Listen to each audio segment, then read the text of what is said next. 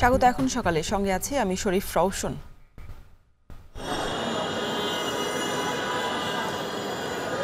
আমাদের এজেন্টের টাকা জমা দিয়ে আবার ওই টাকাটা সাথে সাথে তুলতে হয়, কিন্তু আমি জমা দিতে পারি কিন্তু তুলতে পারি না। আমার কাজ হলো উত্তরা থেকে আসছি, উত্তরার গুলাও বুথগুলা বন্ধ। চেক দেখাইছি তাদেরকে, তারা বলতেছে এখন অ্যাকাউন্টে টাকা নাই, তারা দিতে পারতেছে না।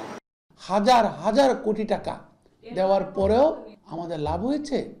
আমরা রাষ্ট্রীয় প্রতিষ্ঠান থেকে টাকা নিয়ে ফার্মার্স ব্যাংকে টাকা দিয়েছিলাম, লাভ হয়েছে।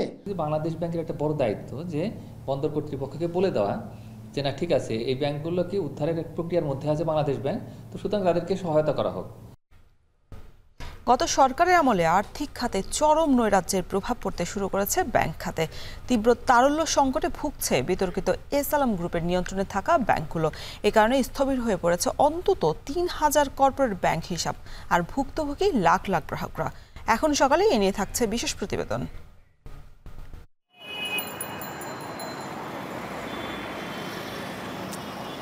টাকাটা মানি লন্ডারিং হয়েছে, বাট প্লেস ট্রেস আউট করা যায়নি। সেই ক্ষেত্রে তো এখানকার তার ইন্ডাস্ট্রি বা এখানকার তার ব্যাংক ব্যালেন্স থেকে বা তার অ্যাসেট থেকে সেটা কালেক্ট করার তো আইন আছে। দুর্নীতির যে জায়গাগুলি আছে সেগুলোতে হাত দিতে হবে। আইন কানুনেরও কিছু কিছু সেখানে সংস্কার করতে হবে। পাচার করা অর্থ ফেরত আনতে অবশেষে নড়ে চড়ে বসেছে এনবিআর। গত সরকারের আমলে যারা অবৈধভাবে বিপুল সম্পদের মালিক হয়ে নামে বেনামে প্রতিষ্ঠান খুলে অস্বাভাবিক লেনদেন করেছেন তাদেরকে তদন্তের আওতায় আনা হচ্ছে। ইতিমধ্যে তালিকা ধরে কাজও শুরু করেছে এনবিআর এর বিশেষ গোয়েন্দা সংস্থা সিআইসি। এ নিয়ে প্রতিবেদন রয়েছে এখন সকালে, তবে শুরুতেই জানাবো ব্যাংক খাতে তারল্য সংকট প্রসঙ্গ। আওয়ামী লীগ সরকারের মসনদ মজবুত রাখতে মুখ্য ভূমিকা রেখেছে কেন্দ্রীয় ব্যাংক। এ কারণে সরকারের আনুকূল্য পাওয়া এস-আলমের নিয়ন্ত্রণাধীন ব্যাংকের গ্রাহকরা এখন আছেন মহাবিপাকে। বিশেষ করে ইসলামী ও সোশ্যাল ইসলামী ব্যাংক ভুগছে চরম তারল্য সংকটে। চাপে আছে অন্তত ৩,০০০ কর্পোরেট হিসাব। সংশ্লিষ্টরা বলছেন দীর্ঘমেয়াদী তারল্য সংকট প্রভাব ফেলবে ব্যবসা বাণিজ্যেও। সেলিয়া সুলতানা জানাচ্ছেন বিস্তারিত। টাকা দরকার, কারণ আমাদের এজেন্টের টাকা জমা দিয়ে আবার ওই টাকাটা সাথে সাথে তুলতে হয়, কিন্তু আমি জমা দিতে পারি কিন্তু তুলতে পারি না। চেক নিয়ে সকাল থেকে ব্যাংকে ঘুরছেন মেঘনা ইন্স্যুরেন্সের কর্মচারী ইউনুস আলী। অফিসের স্বাভাবিক কাজকর্ম চালানো এখন কঠিন হয়ে পড়েছে ব্যাংক থেকে পর্যাপ্ত টাকা তুলতে না পারায়। বড় ধরনের কোনো কাজই করতে পারছি না, সব কিছু আটকে আছে আমাদের। এদিকে টেম্পু তো বন্ধ করে দিতে, আর টাকাও নাই, কারো দিতে না। মাসের শুরুতে বেতন হয়েছে, খুশির খবর। কিন্তু এক বুথ থেকে আরেক বুথে ঘুরছেন গার্মেন্টস অ্যাক্সেসরিজের একটি কোম্পানিতে চাকরি করা রিপন। আমার কাজ হলো উত্তরা থেকে আসছি, উত্তরার গুলাও বুথগুলা বন্ধ। ফার্স্ট সিকিউরিটি ইসলামী ব্যাংকের কার্ডটি এখন অন্য ব্যাংকের বুথেও অগ্রহণযোগ্য। টাকা তো আমরা তুলতে পারছি না, এখন এটা ভবিষ্যতে কি হবে এটা বুঝতে পারছি না। একই অবস্থা আরও অনেকের। ভাগ্য কিছুটা ভালো হলে কেউ কেউ চাহিদার তুলনায় কম টাকা তুলে নিতে পারছেন। চেক দেখাইছি তাদেরকে, তারা বলতেছে এখন অ্যাকাউন্টে টাকা নাই, তারা দিতে পারতেছে না। আর অনেককে দেখলাম ১ লাখ টাকার জন্য গেলে ৮০,০০০ টাকা দিচ্ছে। ব্যক্তিগত বাদ দিলে অন্তত ৩,০০০ বাণিজ্যিক ও কর্পোরেট ব্যাংক হিসাব এখন ইসলামী ব্যাংকগুলোর তারল্য সংকটের কারণে স্থবির। তার উপর ৯ ব্যাংকের ড্রাফট গ্রহণে বন্দরের বিধিনিষেধে বাণিজ্যিক কার্যক্রম অনিশ্চয়তা এখন উঠেছে আরও তুঙ্গে। আমার হয়তো ওই ৮ ব্যাংক ৯ ব্যাংকের ব্যাংক ছাড়া আমার কাছে আর কোনো অ্যাকাউন্ট নেই। আমার কি হবে? আমি তাইলে কি করব? আপনি শিপিং এজেন্টদেরকে দেখেন, ওনারা তো বন্দরের আগেই বন্ধ করে দিছে। এটা কাজের সময় বৃদ্ধি পাচ্ছে। দেখা যাচ্ছে যে আজকের পণ্য অনেক ক্ষেত্রে আমরা আজকে ডেলিভারি নিতে পারছি না, পরবর্তী দিন যাচ্ছে, এটাতে ডেমারেজ বাড়ছে। এই পরিস্থিতি দীর্ঘদিনের সুশাসনের অভাবে, তার সাথে সরকারের শেষ দিকে স্বেচ্ছাচারিতায় আরও বেড়েছে সংকট।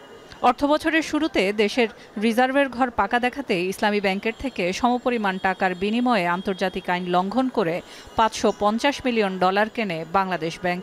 এর বিপরীতে এস-আলমের ইসলামী ব্যাংককে সমপরিমাণ অর্থ দেয় আব্দুর রউফ তালুকদার, সাবেক ডেপুটি গভর্নর ও গভর্নরের উপদেষ্টা। পরবর্তীতে ইসলামী ব্যাংক $১০০ মিলিয়ন পরিশোধ করে। তবে বকেয়া ডাবল এন্ট্রি সিস্টেম সমন্বয় করা হলে $৪৫০ মিলিয়ন কমে রিজার্ভের ঘর থেকে। ব্যাংক বিশ্লেষকরা বলছেন, কেন্দ্রীয় ব্যাংকে রাজনীতিকীকরণের কারণে রিজার্ভের অবৈধ কাটছাঁট, অনিয়ম বৈধতা পেয়েছে বিগত সরকারের আমলে। সরকারের মসনদ মজবুত রাখার সংস্থা হয়ে উঠেছিল কেন্দ্রীয় ব্যাংক। হাজার হাজার কোটি টাকা দেওয়ার পরেও আমাদের লাভ হয়েছে। আমরা রাষ্ট্রীয় প্রতিষ্ঠান থেকে টাকা নিয়ে ফার্মার্স ব্যাংকে টাকা দিয়েছিলাম, লাভ হয়েছে? সো এই সমস্ত বস্তা পচা মানদাতা আমলের প্র্যাকটিস থেকে বেরিয়ে আসতে হবে। পলিটিক্যালি ফিক্স না করে ইকোনমিকে ফিক্স করা যায় না। আজকে যদি সুশাসন, জবাবদিহিতা, স্বচ্ছতা আমরা না আনতে পারি, কারা গভর্নর হবে, কারা ডেপুটি গভর্নর হবে, তাদেরকে আমরা কি প্রশ্ন করব, তাদের কি ব্যাকগ্রাউন্ড থাকবে, ওই বেচারা তো পারছে না। তারা ফেল করেছে, প্রত্যেকে ফেল করেছে। বাংলাদেশ ব্যাংক আরেকটা অর্থ মন্ত্রণালয় না। এদিকে ব্যাংক ব্যবস্থাপনার এই অনিশ্চয়তায় অর্থনীতি বিশ্লেষকরা বলছেন সামনে কঠোর সময় আসছে। দীর্ঘমেয়াদী এই তারল্য সংকট চললে প্রভাব পড়বে জরুরি আমদানি রপ্তানি খাতেও। শিল্প, ইম্পোর্ট এক্সপোর্টের প্রত্যেকটা বিষয়ের কথা মাথায় রেখে আমাদের এই যে সমস্ত ব্যবসায়ীরা আসলে এই ব্যাংকের ক্লায়েন্ট, তো তাদের কথা মাথায় রাখতে হবে এবং তারা কিন্তু সংখ্যা কম নয় এবং তাদের পুরো অর্থনীতিতে কিন্তু অনেক বড় একটা কন্ট্রিবিউশন রয়েছে। বাংলাদেশ ব্যাংকের একটা বড় দায়িত্ব যে বন্দর কর্তৃপক্ষকে বলে দেওয়া যে না ঠিক আছে, এই ব্যাংকগুলোকে উদ্ধারের এক প্রক্রিয়ার মধ্যে আছে বাংলাদেশ ব্যাংক, তো সুতরাং তাদেরকে সহায়তা করা হোক। এখন এই যে বন্দরের দেখা যাবে যে অন্যান্য আরও অনেক প্রতিষ্ঠান, সরকারি বেসরকারি প্রতিষ্ঠান, তারাও কি করবে যে তখন কিন্তু এই যে তাদের যে ড্রাফট বা এখানে চেক সেগুলো কিন্তু গ্রহণ করবে না। তাদের লেনদেন যদি বন্ধ করে রাখা হয় বা অ্যাকসেপ্ট না করা হয়, তাহলে সেক্ষেত্রে দেখা যাবে যে এই ব্যাংকগুলো আর উঠে দাঁড়াতেই পারছে না। এদিকে দুর্বল ব্যাংকগুলোকে অর্থ দিতে গেলে অন্য ব্যাংকগুলোও পড়বে তারল্য ঝুঁকিতে। 2 লাখ টাকা ছাপিয়ে বাজারে ছাড়া হলে বাড়বে মূল্যস্ফীতি। এমন পরিস্থিতিতে বাংলাদেশ ব্যাংকের লাভের অংশ থেকে এই সহায়তা করা হবে কিনা সেটিও ভেবে দেখার কথা জানান অর্থনীতিবিদরা। সেলিয়া সুলতানা, এখন, ঢাকা। আওয়ামী শাসনামলে যেসব কোম্পানি ও তার মালিক ক্ষমতার দাপটে ধরাছোঁয়ার বাইরে ছিল তালিকা করে তাদের সম্পদ ও লেনদেনের তদন্ত করছে এনবিআর। পাশাপাশি নামে বেনামে যেসব কোম্পানি খোলা হয়েছে তাদেরও তালিকা করা হচ্ছে।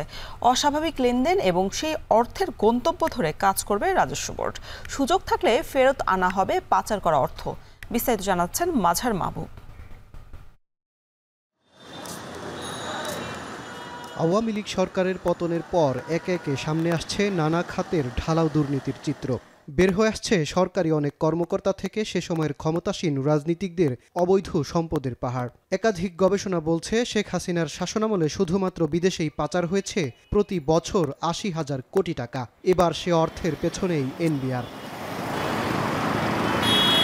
ওয়াশিংটন ভিত্তিক আর্থিক খাতের সংস্থা গ্লোবাল ফাইন্যান্সিয়াল ইন্টিগ্রিটি জিএফআই বলছে, বাংলাদেশ থেকে বছরে ৭৩৫ কোটি ৩৭ লাখ ডলার পাচার হয়েছে অন্তত 10টি দেশে, যার মধ্যে সিঙ্গাপুর, মালয়েশিয়া, কানাডা, যুক্তরাজ্য, সুইজারল্যান্ড, সংযুক্ত আরব আমিরাত, অস্ট্রেলিয়া, হংকং, থাইল্যান্ডে কথিত বাণিজ্যের আড়ালে এসব অর্থ পাঠানো হয়েছে। শেখ হাসিনা ক্ষমতাচ্যুত হওয়ার পরই তারই 3 মেয়াদের চুক্তিতে নিয়োগ পাওয়া এনবিআরের সাবেক চেয়ারম্যান আবু হেনাও সরে যান পদ থেকে। নতুন চেয়ারম্যান দায়িত্ব গ্রহণের পরই নড়েচড়ে বসেছে রাজস্ব বোর্ড। রাঘব বোয়ালদের ধরতে সন্দেহের তালিকায় শীর্ষে থাকা বিভিন্ন ব্যক্তি ও তাদের মালিকানাধীন প্রতিষ্ঠানের সব ধরনের লেনদেনের হিসাব চেয়ে গত কয়েকদিনে ব্যাংক সহ মোট 91 আর্থিক প্রতিষ্ঠানে চিঠি পাঠিয়েছে এনবিআর। এর মধ্যে রয়েছে এস আলম ও তার পরিবার, তালিকায় আছেন শেখ সেলিম, বেক্সিমকো গ্রুপের কর্ণধার সালমান এফ রহমান, নাসা গ্রুপের চেয়ারম্যান নজরুল ইসলাম মজুমদার, সামিট গ্রুপের চেয়ারম্যান মোহাম্মদ আজিজ খান, বসুন্ধরা গ্রুপের চেয়ারম্যান আহমেদ আকবর সোবহান, ওরিয়ন গ্রুপের চেয়ারম্যান ওবায়দুল করিম। এসব ব্যক্তি ও প্রতিষ্ঠানের সঙ্গে সংশ্লিষ্ট সব পর্যায়ের ব্যক্তি ও প্রতিষ্ঠানের আর্থিক লেনদেন নিয়ে কাজ করছে এনবিআরের বিশেষ গোয়েন্দা সংস্থা সিআইসি। এস আলম সহ একাধিক প্রতিষ্ঠানের সঙ্গে সংশ্লিষ্ট অন্যান্য প্রতিষ্ঠানেও এলসি খোলায় সংকুচিত করা হয়েছে। বাতিল করা হয়েছে কালো টাকা সাদা করার সুযোগ। এনবিআর বলছে, আয়কর আইন 2023-এর 200 ধারা অনুযায়ী খতিয়ে দেখা হচ্ছে সম্পদ। এসব কোম্পানির ব্যাংক হিসাব পাওয়ার পর রিটার্নের সঙ্গে অমিল বা অস্বাভাবিক লেনদেন পাওয়া গেলে তার বিরুদ্ধে ব্যবস্থা নেওয়া হবে। আর আওয়ামী সরকারের আমলে ক্ষমতার দাপটে দুর্নীতিবাজরা পার পেলেও এখন সুযোগ রয়েছে এসব অবৈধ অর্থের গন্তব্য খোঁজার। টাকাটা মানি লন্ডারিং হয়েছে, বাট প্লেস ট্রেস আউট করা যায়নি। সেই ক্ষেত্রে তো এখানকার তার ইন্ডাস্ট্রি বা এখানকার তার ব্যাংক ব্যালেন্স থেকে বা তার অ্যাসেট থেকে সেটা কালেক্ট করার তো আইন আছে। এখন এমন একটা সময়, যে সময়ে রাজনৈতিকভাবে যে চাপ সৃষ্টি করে কর আদায়টাকে ঠেকিয়ে রাখা, যেটা বা তথ্য না পাওয়ার যে ব্যবস্থা করা বা ভুল তথ্য দেওয়ার যে ব্যবস্থা করা, সেই জায়গাগুলোতে কিন্তু একটা ভালো সময় এসেছে। বিগত যে সময়ের রাজস্বের ক্ষতি হয়েছে, যে টালমাটাল সময়টা যেটা ছিল, সেই বিষয়টা কিন্তু কিছু সময়ের মধ্যে পুষিয়ে নিতে পারে। অবৈধ আয় ও দুর্নীতির বিরুদ্ধে পদক্ষেপ নেওয়ার পাশাপাশি শুদ্ধি অভিযান চালাতে হবে এনবিআরের অভ্যন্তরেও। একই সঙ্গে রাজস্ব কার্যক্রম পুরো অনলাইনকরণের মাধ্যমে আধুনিক না হলে সফলতা আসবে না বলে মত বিশ্লেষকদের। দুর্নীতির যে জায়গাগুলি আছে সেগুলোতে হাত দিতে হবে। আইন কানুনেরও কিছু কিছু সেখানে সংস্কার করতে হবে। আর হলো প্রযুক্তিকে যত বেশি ব্যবহার করতে পারবো আমরা, তত কিন্তু আমাদের বিভিন্ন জায়গায় যে লিকেজগুলি হয় সেটাও আমরা প্লাগ করতে পারবো। আবার অন্য দিক থেকে আদায়ও আমরা বেশি করতে পারবো। বড় কোম্পানিগুলোর পাশাপাশি নামে বেনামে যেসব প্রতিষ্ঠান অস্বাভাবিক লেনদেন করছে সেসব কোম্পানি ও ব্যক্তির তালিকা করছে এনবিআর। শিগগিরই তাদেরকে তদন্তের আওতায় আনতে কাজ করছে সিআইসি ও কর অঞ্চলগুলো। মাঝার মাহবুব, এখন, ঢাকা। চারদিকে ধ্বংসস্তূপ, বিধ্বস্ত বাড়িঘর, ধসে আছে রাস্তাঘাট, সড়ক হয়ে আছে খাল। পানি যতই কমছে, বন্যার ক্ষত চিহ্ন জানান দিচ্ছেন। চলতি বন্যায় কুমিল্লা জেলার সড়ক ও জনপথ, স্থানীয় সরকার বিভাগ ও পৌরসভার প্রায় 1200 কিলোমিটার সড়ক ক্ষতিগ্রস্ত হয়েছে। বন্যার ধকল কাটিয়ে ঘুরে দাঁড়ানোর চেষ্টায় কুমিল্লার বন্যা দুর্গতদের সামনে এখন নতুন দুর্ভোগ ক্ষতিগ্রস্ত এসব সড়ক। মাসুদ আলমের প্রতিবেদন, ক্যামেরা ছিলেন বাসির আহমেদ। দিন যতই যাচ্ছে ততই স্পষ্ট হচ্ছে বন্যার ক্ষত। বিধ্বস্ত বাড়িঘর, ভেসে গেছে মাঠের ফসল, পুকুর ও ঘেরের মাছ। বন্যার ভয়াল থাবায় বেশিরভাগ গ্রামীণ সড়ক হয়ে পড়েছে চলাচলে অনুপযোগী। কোথাও একেবারে বিধ্বস্ত সড়ক, আবার কোথাও ধসে পড়ে তৈরি হয়েছে বিশাল গর্ত। ইট খোয়া পিচ উঠে অধিকাংশ সড়কের কঙ্কাল রূপ। তবে সবচেয়ে ভয়াবহ ভাঙ্গনের কবলে কুমিল্লার বুড়িচঙ্গের শিকারপুর ও নানুয়ার বাজার সড়ক। গোমতীর বাঁধ ভেঙে নদীর তীরবর্তী সড়কটিতে সরাসরি আঘাত হানে উজানের তীব্র ঢল। বন্যার খরস্রোতে সড়কটি ভেঙে পরিণত হয়েছে খালে। যোগাযোগ বিচ্ছিন্ন বুরবুরিয়া ও বেড়াজাল সহ 6 গ্রামের হাজার হাজার বাসিন্দা। বন্যার পানি যতই কমছে, দৃশ্যমান হচ্ছে ক্ষতচিহ্ন।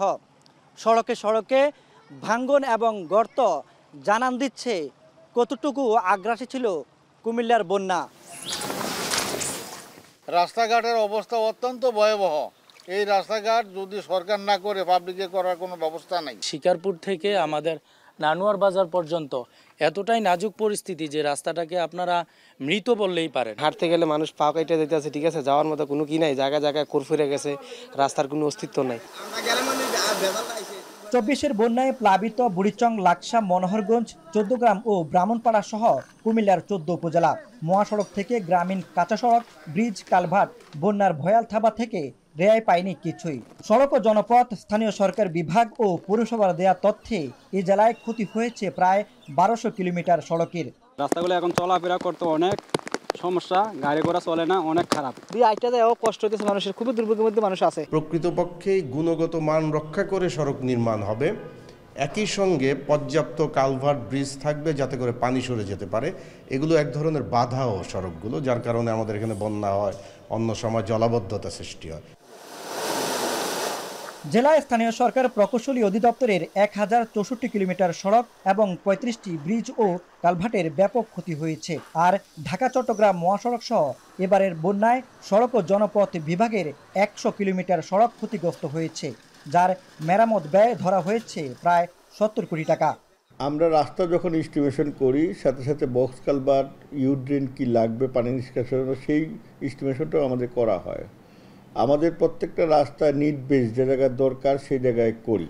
অনেক জায়গায় লোকজন দিতেও চায় না বক্স কালভার্ট করতে, যার কারণে এটা একটা প্রতিবন্ধকতা হয়ে দাঁড়ায়। দীর্ঘমেয়াদী রাস্তাগুলো ঠিক করতে গেলে, টেকসই করতে গেলে আমাদের প্রায় 70 কোটি টাকার মতো প্রয়োজন হবে। তবে ইনস্ট্যান্ট আমরা রাস্তাগুলো সব মেরামত করে যান চলাচলের উপযোগী করেছি। সড়ক ও জনপথ অধিদপ্তরের কোনো রাস্তা ডিসকানেক্ট নেই। চলতি বন্যায় কৃষিখাত, মাছের ঘের, প্রাণী সম্পদ, রাস্তাঘাট ও ক্ষতিগ্রস্ত ঘরবাড়ি মিলিয়ে কুমিল্লায় ক্ষতির পরিমাণ দাঁড়িয়েছে 3500 কোটি টাকা। মাসুদ আলম, এখন, কুমিল্লা। স্থল ও রেলপথে আন্তদেশীয় বাণিজ্য বাড়াতে বাংলাদেশ ভারত যৌথ অর্থায়নে চলমান 2 প্রকল্প নিয়ে তৈরি হয়েছে অনিশ্চয়তা। আওয়ামী লীগ সরকারের পতনের পর থেকেই বন্ধ রয়েছে আশুগঞ্জ আখাউড়া 4 লেন জাতীয় মহাসড়ক ও আখাউড়া আগরতলা রেলপথ প্রকল্পের নির্মাণ কাজ। ভারতীয় ঠিকাদারি প্রতিষ্ঠানের প্রায় 300 কর্মচারী নিজ দেশে চলে যাওয়ায় তৈরি হয়েছে এই সংকট। আরও জানাচ্ছেন আজিজুল সঞ্চয়। ব্রাহ্মণবাড়িয়ার আশুগঞ্জ নদীবন্দর থেকে আখাউড়া স্থলবন্দর পর্যন্ত সড়কটি 4 লেনের মহাসড়কে উন্নীতকরণের প্রকল্প একনেকে অনুমোদন পায় 2017 সালে। তবে ভূমি অধিগ্রহণ, করোনা মহামারী ও বৈশ্বিক অর্থনৈতিক মন্দায় বিলম্বিত হয় প্রকল্পের কাজ। প্রায় 51 কিলোমিটারের এ মহাসড়ক নির্মাণে ব্যয় হচ্ছে 5,791 কোটি টাকা, যা বাস্তবায়ন হচ্ছে ভারত বাংলাদেশ সরকারের যৌথ অর্থায়নে।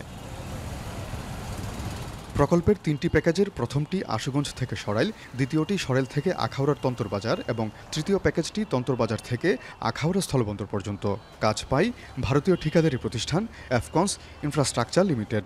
পুরো প্রকল্পের 3য় প্যাকেজের কাজ এখনও শুরুই করতে পারেনি প্রতিষ্ঠানটি। 3 দফায় বাড়ানো হয়েছে প্রকল্পের মেয়াদ, যা শেষ হবার কথা আগামী বছরের জুনে। তবে এখন পর্যন্ত প্রকল্পের অগ্রগতি মাত্র 50%।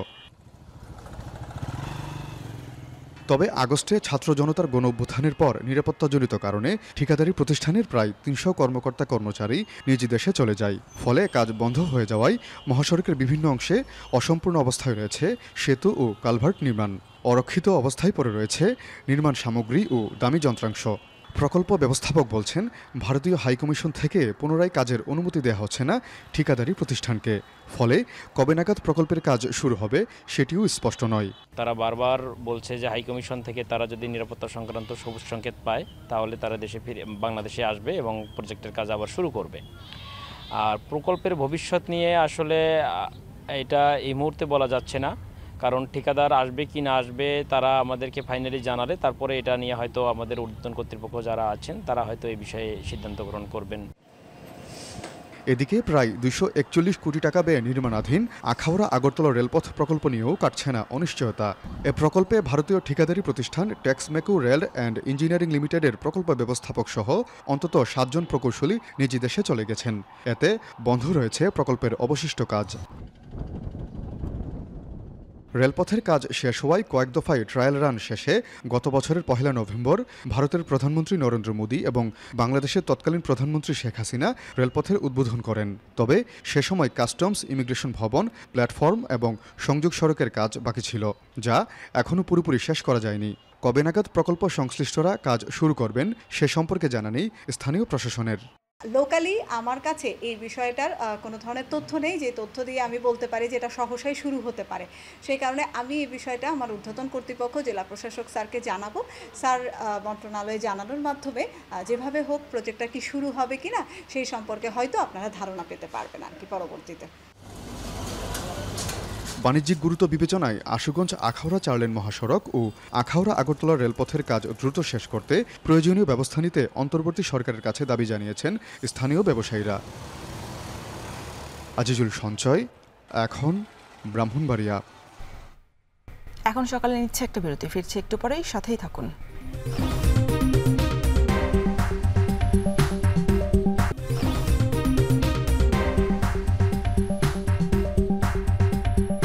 বিরতির পর ফিরে এলাম, দেখছেন এখন সকাল। দিন দিন জনসংখ্যা বাড়ায় চাহিদা বেড়েছে আবাসিক জমির। গেল কয়েক বছর ধরে উত্তরের জেলা নাটোরে কৃষি জমিকে প্লট বানিয়ে চলছে জমজমাট আবাসন ব্যবসা। তবে কৃষি জমি নষ্ট করে আবাসিক স্থাপনা গড়ে উঠলে কমবে কৃষি পণ্যের উৎপাদন। এছাড়া এসব কৃষি জমিতে আবাসন ব্যবসার অনুমোদন নেই পৌর কর্তৃপক্ষের। তাই সময় থাকতেই কার্যকর পদক্ষেপ নেওয়ার দাবি সংশ্লিষ্টদের। নাটোর থেকে মাহবুব হোসেনের প্রতিবেদন, ছবি তুলেছেন জাহিদুল ইসলাম সুমন। প্রায় 20 লাখ জনগোষ্ঠীর জেলা নাটোরে প্রতি বছর জনসংখ্যা বাড়ছে অন্তত 1.5% হারে। স্বাভাবিকভাবে বাড়ছে আবাসনের চাহিদা। মাথা গোজার ঠাঁই হিসাবে এক টুকরো জমির আকাঙ্ক্ষা শহরে বসবাসকারী বেশিরভাগ বাসিন্দার। নাটোর ঢাকা মহাসড়কের পাশে গড়ে উঠেছে জেলা আঞ্চলিক পাসপোর্ট কার্যালয়। সরকারি এ অফিসকে ঘিরে আশপাশে ঝুলছে প্লট আকারে জমি বিক্রির একাধিক সাইনবোর্ড। একসময় এসব জমিতে নানা ফসল হলেও এখন এসব কৃষি জমিকে প্লট বানিয়ে চলছে আবাসন ব্যবসা। সাধ্য অনুযায়ী অনেকে প্লট কিনছেন, কেউ বা কেনার জন্য প্রতিদিনই আসছে দেখতে। 10 লাখ টাকা শতাংশ, সামনে 15 লাখ টাকা শতাংশ, এখন শতাংশ হয়ে গেছে, এখন বিঘার আর কোনো ইয়ে নেই। অনেক লোকজন আসতেছে, আসছে এখানে দেখতেছে, দেখে দাম দর করতেছে, অনেকে লিছে জায়গা। কৃষি জমি তো ধরেন যে খালি কমে হয়ে যাচ্ছে, কৃষি জমি তো হারায় যাচ্ছে, তার জন্যই আপনি টাকা পাচ্ছেন, জমি বেচে দিচ্ছেন। দিন দিন চাহিদা বাড়ায় গেল কয়েক বছরে নাটোরে জমি কেনাবেচার পাশাপাশি বেড়েছে প্লট বিক্রির হিড়িক। শহরের আশপাশে কৃষি জমিতে প্লট বিক্রির ব্যবসাও বেড়েছে দ্বিগুণ। আগে যে জমি 3 থেকে 3.5 লাখ টাকা শতাংশ বিক্রি হতো, প্লট আকারে এখন সেটি বিক্রি হচ্ছে দ্বিগুণ দামে। যখনই দেখছে মানুষ প্লটিং হচ্ছে, একটা পরিবেশ হচ্ছে, সুন্দর হচ্ছে, তখন প্লটের জমিগুলো মানুষ বেশি কেনার আগ্রহ প্রকাশ করছে। পুলিশ লাইন এলাকার দিকে, বলারিপাড়ার দিকে আর উপশহরের দিকে ভালো চাহিদা আছে। একসময় এসব জমিতে 3 থেকে 4টি ফসল হতো, কিন্তু দিন দিন কৃষি জমিগুলো চলে যাচ্ছে আবাসন খাতে। চাহিদার সাথে পাল্লা দিয়ে কৃষি জমিকে প্লট বানিয়ে চলছে আবাসন ব্যবসা। এতে একদিকে যেমন কমছে কৃষি জমির পরিমাণ, তেমনি অনাবাদি থাকছে বছরের পর বছর ধরে এসব কৃষি জমি। পৌর কর্তৃপক্ষ বলছে চাহিদা বাড়ায় গড়ে উঠছে নতুন নতুন বাড়ি, তবে সেসব বাড়ি বা কৃষি জমিতে প্লট ব্যবসায় নেই অনুমোদন। এছাড়া অপরিকল্পিতভাবে গড়ে ওঠা এসব প্রকল্পে নাগরিক সুবিধা পাওয়া নিয়েও রয়েছে সংশয়। জেলা কৃষি বিভাগ জানায়, নানা কারণে প্রতি বছর 1% হারে কমছে কৃষি জমির পরিমাণ। এর উপর ফসলি জমিতে আবাসন গড়লে কমে যাবে উৎপাদন। কৃষি জমি নষ্ট করে অন্য কিছু না হয়, কারণ আমরা জানি যে দিন দিন ফসলি জমির পরিমাণ কমে যাচ্ছে। এছাড়া বন্যা, জলোচ্ছ্বাস, খরা, রোগ পোকামাকড় আছে। এই অল্প জমি থেকে এতগুলো মানুষের খাওয়ার জোগানো খুব কঠিন কাজ। এর উপরে যদি এই ধরনের কার্যক্রম হয়ে থাকে, তাতে আমাদের উৎপাদন ব্যাহত হবে এবং আমাদের যে লক্ষ্য উদ্দেশ্য এটা ব্যাহত হবে। তবে সংশ্লিষ্টরা বলছেন, পরিকল্পিতভাবে অকৃষি জমিতে আবাসন ব্যবস্থা গড়ে তোলা হলে একদিকে পূরণ হবে চাহিদা, পাশাপাশি রক্ষা পাবে কৃষি। মাহবুব হোসেন, এখন নাটোর। সপ্তাহ ব্যবধানে ময়মনসিংহে সরবরাহ কমায় দাম বেড়েছে বেশিরভাগ সবজির, তবে কমেছে বেশ কয়েকটিরও। এছাড়া জামালপুরে সরবরাহ বাড়ায় কাঁচামরিচের দাম কমেছে 20 থেকে 30 টাকা, বিক্রি হচ্ছে 150 থেকে 160 টাকা কেজি দরে। এছাড়াও পেঁয়াজ, আলু সহ অন্যান্য সবজির দাম প্রতি কেজিতে 5 থেকে 10 টাকা পর্যন্ত বেড়েছে। এ বিষয়ে আরও বিস্তারিত জানাতে ময়মনসিংহ বাইপাস সবজির আড়ত থেকে যুক্ত হচ্ছেন সহকর্মী হারুনুর রশিদ, ও জামালপুর সদরের বিনন্দের পাড়া সবজির বাজার থেকে যুক্ত হচ্ছেন সহকর্মী জুয়েল রানা। শুরুতেই চলে যেতে চাই ময়মনসিংহের হারুনের কাছে। হারুন, জানাবেন আজকের বাজারের সবশেষ পরিস্থিতি।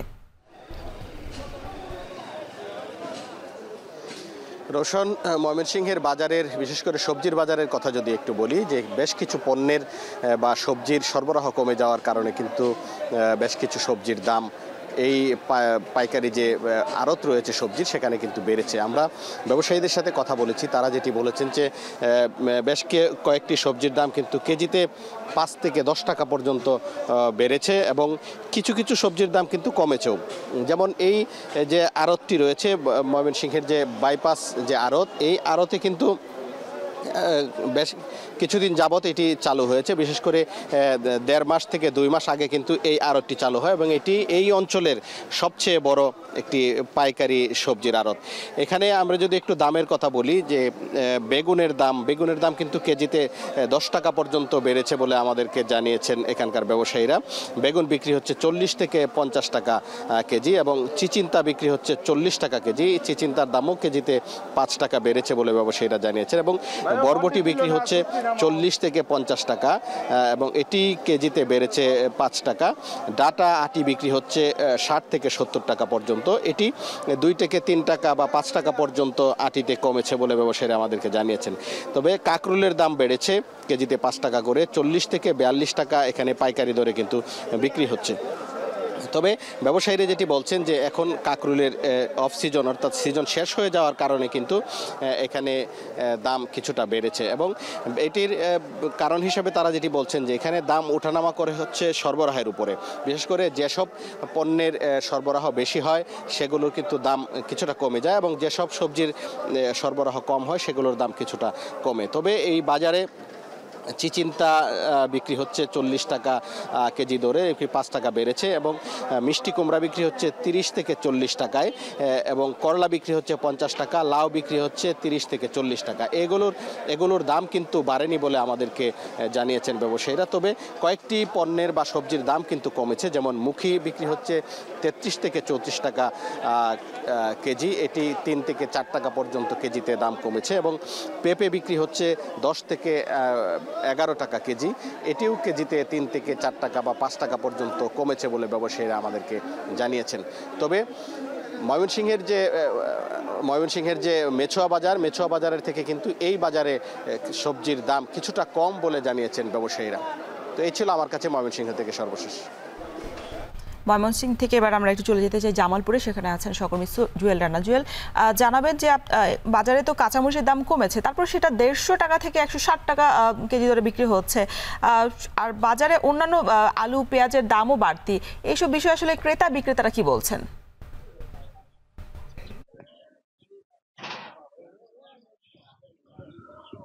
রোশন, সপ্তাহের ব্যবধানে জামালপুরে কাঁচামরিচের দাম কেজিতে 30 থেকে 40 টাকা পর্যন্ত কমেছে। অর্থাৎ সেই কমার একটি কারণ হচ্ছে বাজারে কাঁচামরিচের সরবরাহ কিছুটা বেশি থাকার কারণে 20 থেকে 30 টাকা পর্যন্ত কমে দাঁড়িয়েছে। অর্থাৎ আজকে যদি আমি কাঁচামরিচের দাম বলি তাহলে কাঁচামরিচ জামালপুরে বিক্রি হচ্ছে খুচরা বাজারে গিয়ে 170 থেকে 180 টাকা পর্যন্ত কাঁচামরিচ বিক্রি হচ্ছে। পাশাপাশি অন্যান্য যে সবজি রয়েছে আলু, পেঁয়াজ, রসুন, সেগুলো কিন্তু 3 থেকে 4 টাকা পর্যন্ত কেজিতে কমে দাঁড়িয়েছে। আর পাশাপাশি আগাম যে শীতকালীন সবজি রয়েছে সেটিও কিন্তু বাজারে আসতে শুরু করেছে এবং সেটি ক্রয় ক্ষমতার মধ্যে কিছুটা হলেও আসতে শুরু করছে। অর্থাৎ আজকে যদি আমি পেঁয়াজের কথা বলি তাহলে পেঁয়াজ বিক্রি হচ্ছে 103 টাকা থেকে 105 টাকা, পগার পিঠে 110 টাকা মতো পেঁয়াজ বিক্রি হচ্ছে। আলু বিক্রি হচ্ছে 50 থেকে 55 টাকা কেজি ধরে, পেঁপে বিক্রি হচ্ছে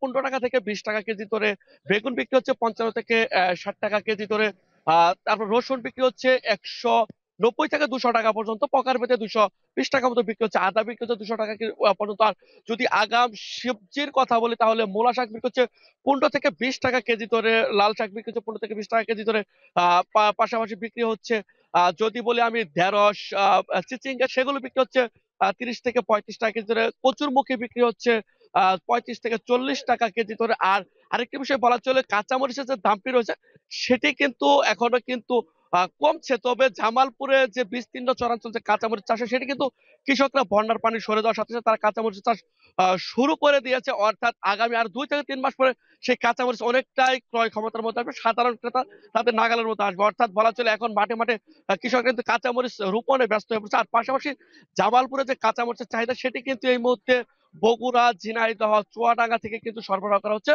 আর ব্যবসায়ীরা সেই জামালপুরে যে পাইকারি কাঁচামরিচ হাট রয়েছে সেক্ষেত্রে সংগ্রহ তারা খুচরা বাজারে বিক্রি হচ্ছে। এই ছিল জামালপুর থেকে আমার কাছে কাঁচামরিচ অন্যান্য সবজির দরদাম। রোশন। ঢাকার বাইরে বাজার পরিস্থিতি নিয়ে জানাচ্ছিলেন সহকর্মীরা। মৌসুমে ইলিশের চড়া মূল্য কিছুটা নিয়ন্ত্রণে আসবে বলে প্রত্যাশা ছিল ভোক্তাদের, তবে ফরিদপুরের স্থানীয়রা বলছেন সিন্ডিকেটের কারণে এখনও চড়া মূল্যে বিক্রি হচ্ছে ইলিশ। অন্যদিকে ব্যবসায়ীরা বলছেন সরবরাহ কম থাকায় এখনও দাম কমেনি ইলিশের। বিস্তারিত থাকছে প্রতিবেদনে। ফরিদপুর শহরের হাজী শরিয়াতুল্লাহ মাছ বাজার। খুচরা ব্যবসায়ীরা ছোট বড় নানা আকৃতির ইলিশের পসরা সাজিয়ে বসেছেন। কেউ দেখে চলে যাচ্ছে, আবার কেউ বা কিনছেন। তবে দাম চড়া হওয়ায় বেশিরভাগ ক্রেতা ফিরছেন খালি হাতে। ভারতে ইলিশ সরবরাহ বন্ধ হলে দাম কমবে বলে ধারণা ছিল অনেক ক্রেতার। তবে ফরিদপুরে বাজার সিন্ডিকেটের কারণে ইলিশ থেকে গেছে নাগালের বাইরে। অবৈধভাবে মজুতের মাধ্যমে বাজারে সরবরাহ কমিয়ে রাখা হচ্ছে বলে অভিযোগ ভোক্তাদের। নেটে দেখি অনেক কম, কিন্তু বাজারে এসে কাস্টমার হিসেবে দাম অনেক বেশি বলছে। এখন মাছের দামটা ফরিদপুরে ইলিশ মাছের বড় আড়তদার রয়েছেন 7 জন। তারাই দাম নিয়ন্ত্রণ করে থাকে বলে অভিযোগ ক্রেতাদের। তবে আড়তদাররা বলছেন ভিন্ন কথা। ফরিদপুর পৌর এলাকাতে প্রতিদিন 60 থেকে 70 মণ ইলিশের চাহিদা থাকলেও এবার সাগর ও নদীতে ইলিশ ধরা পড়েছে কম। তার উপর পরিবহন খরচ, খাজনা সহ নানা কারণে খুচরা পর্যায়ে দাম বেড়ে যায় বলছেন তারা। নদীতে মাছ কম, সেই জন্য বাজারে কালকে বেশি 1600। কারণে জালেরা মাছ পারতে পারে নাই, এখন সামনের দাম কমার সম্ভাবনা। অন্য জায়গার তুলনায় এই জায়গায় খাজনাটা বেশি। সাধারণত হয় আপনার যেটা খরচ আসে কষ্ট ভেঙে, আর এইখানের খরচ এটার উপর কম্পেয়ার করে ওনারা আমাদের একটা নির্দেশনা দেয়, আমরা ওইভাবে ওনাদের অকশন মার্কেটে বিক্রি করে সুতা করে দিই, চালান করে দিই। ফরিদপুরে শরিয়াতুল্লাহ বাজার, ট্যাপাখেলা বাজার, হেলিপ্যাড মাছ বাজারে বর্তমানে 1 কেজি ওজনে ইলিশ বিক্রি হচ্ছে 1500 থেকে 1700 টাকায়, আর 1 কেজির চেয়ে বড় আকৃতির মাছ বিক্রি হচ্ছে 1900 থেকে 2200 টাকায়। এছাড়া একদম ছোট আকৃতির ইলিশ বিক্রি হচ্ছে 800 থেকে 900 টাকায়। ইলিশ সিন্ডিকেটের বিরুদ্ধে যথাযথ পদক্ষেপ নেওয়ার দাবি ক্রেতাদের। এখন ফরিদপুর। বাস শ্রমিক ও সিএনজি চালিত অটো রিকশা চালকদের দ্বন্দ্বের জেরে 3 দিন বন্ধ থাকার পর আজ থেকে চালু হয়েছে মেহেরপুর কুষ্টিয়া আন্তজেলা বাস চলাচল। তবে এখনও বন্ধ রয়েছে মেহেরপুর চুয়াডাঙ্গা রুট। জরুরি কাজ ও চিকিৎসার সেবায় ভোগান্তি পোহাতে হয়েছে সাধারণ মানুষকে। নিয়ে আরও বিস্তারিত জানাতে মেহেরপুর বাস স্ট্যান্ড এলাকা থেকে যুক্ত হচ্ছেন সহকর্মী মুজাহিদ মুন্না। মুন্না, আন্তজেলা বাস চলাচল চালু হওয়ার পর যাত্রীদের প্রতিক্রিয়া কি, আর হচ্ছে মেহেরপুর চুয়াডাঙ্গা রুটে আবারও বাস চলাচল কবে শুরু হবে, বিস্তারিত জানাবেন। রওশন, আপনাকে আমি জানিয়ে রাখি, টানা 3 দিন বন্ধ থাকার পর মেহেরপুর কুষ্টিয়া আন্তজেলা যে বাস চলাচল আজকে ভোর 5:50 থেকে শুরু হয়েছে। তবে এখনো পর্যন্ত কিন্তু চালু হয়নি মেহেরপুর চুয়াডাঙ্গা আন্তজেলা বাস চলাচল। আপনাকে আমি আরেকটু জানিয়ে রাখি, গত 3 দিন আগে কুষ্টিয়াতে সিএনজি চালক এবং বাস শ্রমিকদের মধ্যে দ্বন্দ্বের জের ধরেই কিন্তু 3 দিন ধরে বন্ধ ছিল মেহেরপুর চুয়াডাঙ্গা আন্তজেলা বাস চলাচল। আমি কয়েকজন শ্রমিকের সাথে কথা বলেছি, তারা আমাকে জানিয়েছিল যে এটা কিন্তু প্রতিনিয়তই তাদের সাথে, সিএনজি চালকদের সাথে এক ধরনের মুখোমুখি দাঁড়াতে হয়, যার ফলে এটা কিন্তু মাঝে মাঝেই কিন্তু মেহেরপুর থেকে আন্তজেলা বাস চলাচল বন্ধ হয়ে যায়। তাই শ্রমিকরা কিন্তু এটার একটা স্থায়ী সমাধান চায়। বিশেষ করে যারা বাস মালিক তারা জানিয়েছে তারা রুট পারমিট সহ তারা গাড়ি চালায়, কিন্তু সিএনজি এবং অটো যারা চালায় তাদের কিন্তু কোনো রুট পারমিট নাই। তারপরও তারা দাপটের সাথে মহাসড়কে এই সমস্ত যানবাহনগুলো চালাচ্ছে। আমি কয়েকজন ভোক্তাদের সাথে কথা বলেছি, তারা আমাকে জানিয়েছে মেহেরপুর থেকে কুষ্টিয়ার যে সড়ক যোগাযোগ সেটি কিন্তু একমাত্র কুষ্টিয়ায় যাওয়ার মাধ্যম। মেহেরপুর থেকে কিন্তু প্রতিদিন বিভিন্ন হাসপাতাল, ক্লিনিকে মেহেরপুর থেকে রুগী যায় এবং বিভিন্ন জরুরি কাজেও কিন্তু মেহেরপুর থেকে প্রতিদিন বিভিন্ন শ্রেণী পেশার লোকজন কুষ্টিয়াতে এবং চুয়াডাঙ্গাতে যায়। এই বন্ধ থাকার ফলে তাদের কিন্তু নানান ধরনের ভোগান্তিতে পড়তে হয়েছে। মেহেরপুর থেকে কুষ্টিয়ায় বাস চলাচল স্বাভাবিক হলেও মেহেরপুর চুয়াডাঙ্গা বাস চলাচল কিন্তু এখনো পর্যন্ত স্বাভাবিক হয়নি। তবে আজকে আলোচনা কথা রয়েছে, সেটি আলোচনার মাধ্যমে হয়তো বা আগামী 2-1 দিনের মধ্যে চালু হতে পারে। রওশন, এই ছিল মেহেরপুর থেকে আন্তজেলা বাস চলাচলের সর্বশেষ পরিস্থিতি। মেহেরপুর কুষ্টিয়া আন্তজেলা বাস চলাচলের খবর জানাচ্ছিলেন সহকর্মী মুজাহিদ মুন্না। রাজধানীর গুলশানে একটি 15 তলা বাণিজ্যিক ভবনে ভাঙচুর চালিয়েছে একদল ডাকাত। ওই ভবনে একাধিক ব্যাংকের শাখা ছিল বলে জানা গেছে, তবে ক্ষয়ক্ষতির পরিমাণ এখনও জানা যায়নি। শুক্রবার রাত 1টার দিকে একদল দুর্বৃত্ত কয়েকটি মাইক্রোবাস ও মোটরসাইকেল চালিয়ে বাণিজ্যিক ভবনে ঢুকে পড়ে।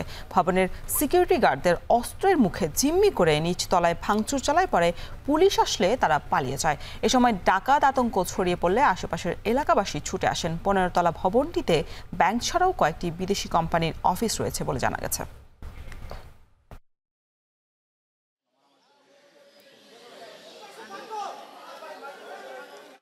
এখন সকালে নিচ্ছে আরো একটা বিরতি, ফিরছি একটু পরেই।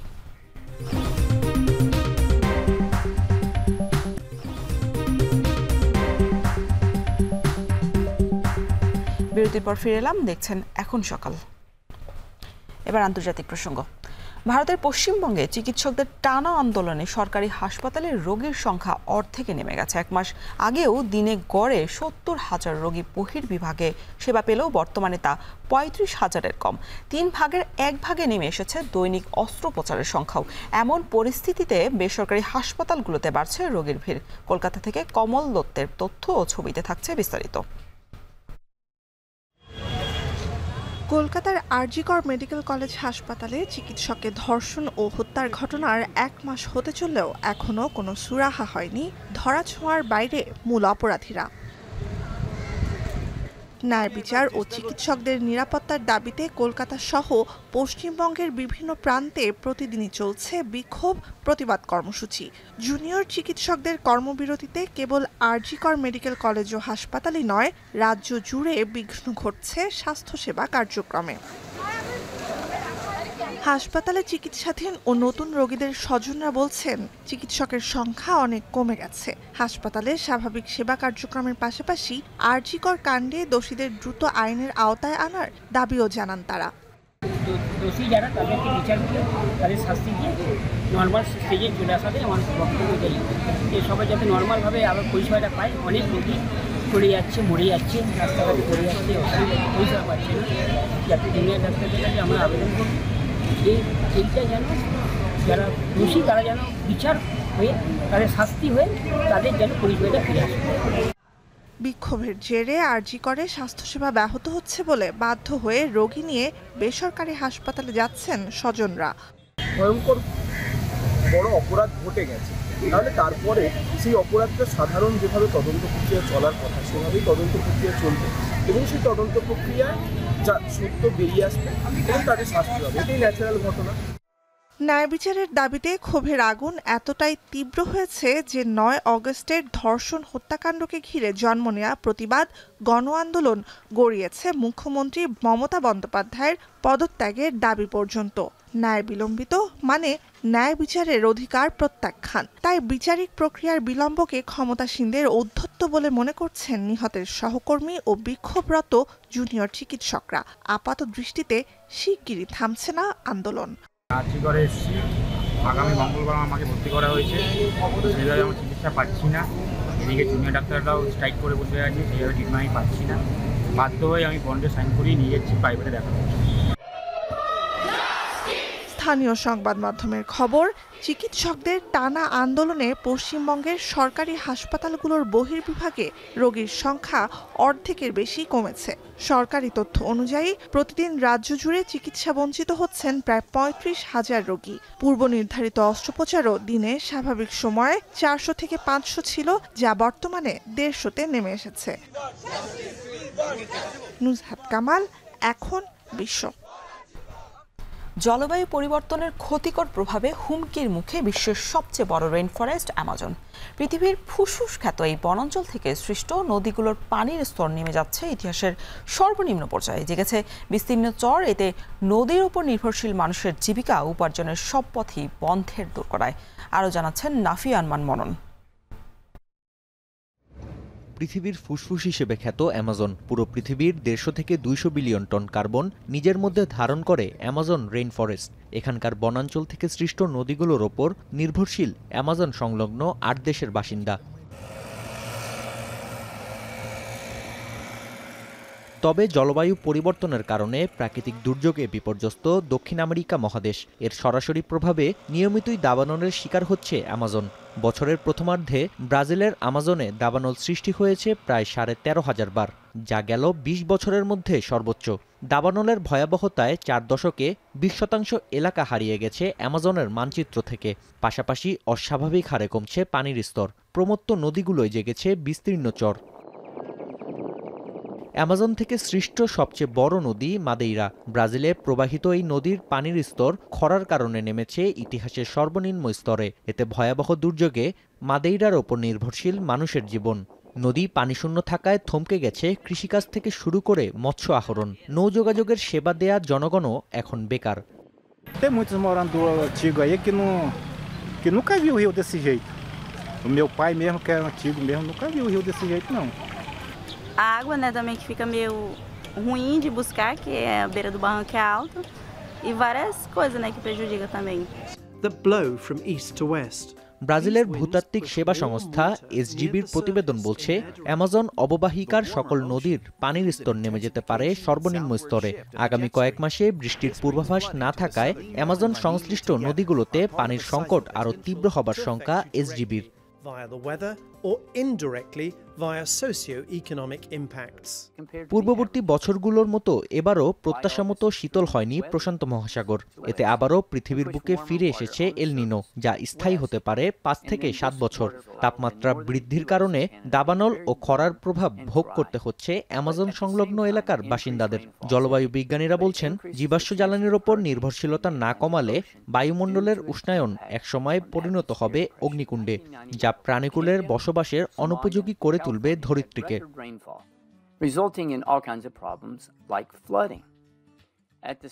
নাফি আরমান মনন, এখন বিশ্ব। চরম ভাবাপন্ন আবহাওয়ায় জাপানে গেল বছর বিপুল পরিমাণ ধান খেতে নষ্ট হয়েছে, যার জেরে দেখা দেয় চালের ঘাটতি। প্রধান খাদ্যশস্যের ঘাটতির কারণে বিপর্যয় এড়াতে এবছর তাপ প্রতিরোধী চাল বাজারে আনার চেষ্টা করছে দেশটির সরকার। আরও জানাচ্ছেন নুজহাত কামাল। 12.5 কোটি জনসংখ্যার দেশ জাপানের বেশিরভাগ মানুষেরই প্রধান খাদ্য ভাত। 2022 সালের তথ্য অনুযায়ী পূর্ব এশিয়ার দ্বিতীয় শীর্ষ অর্থনীতির দেশটিতে বছরে মাথাপিছু ভাত খাওয়ার পরিমাণ প্রায় 50 কেজি। গেল জুন পর্যন্ত এক বছরে জাপানে চালের চাহিদা ছিল 70 লাখ টনেরও বেশি। ঠিক এমন সময়েই খরা, বন্যার মতো চরম প্রাকৃতিক দুর্যোগের কবলে জাপান। টাইফুন শানশানের প্রভাবে অতিবৃষ্টি, বন্যার কবলে বিস্তীর্ণ অঞ্চল। অথচ গেল বছরের খরা, বন্যার ক্ষত এখনো কাটিয়ে উঠতে পারেনি দেশটি। তাপমাত্রার তীব্রতা আর দাবদাহের স্থায়িত্ব বাড়তে থাকায় খেতেই নষ্ট হচ্ছে বিপুল পরিমাণ শস্য, যার অন্যতম চাল।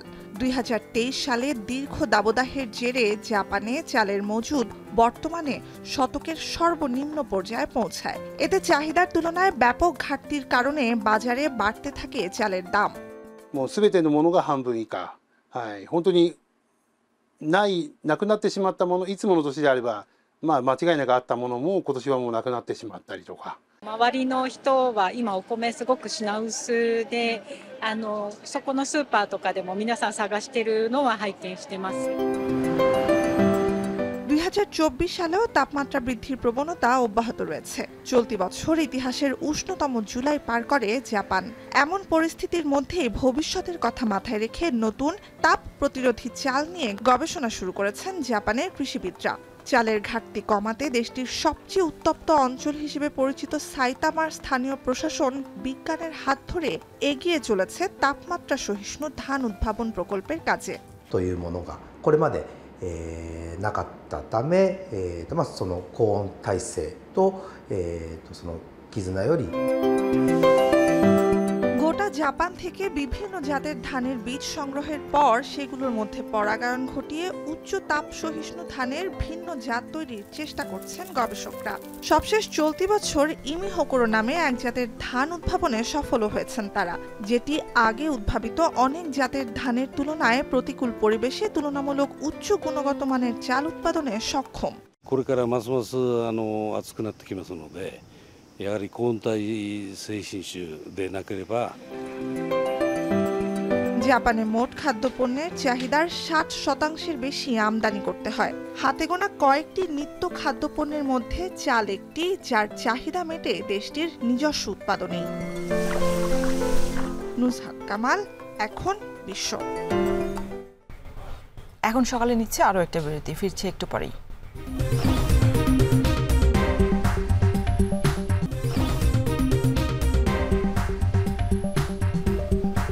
বিরতি শেষে আবারও ফিরে এলাম এখন সকালে।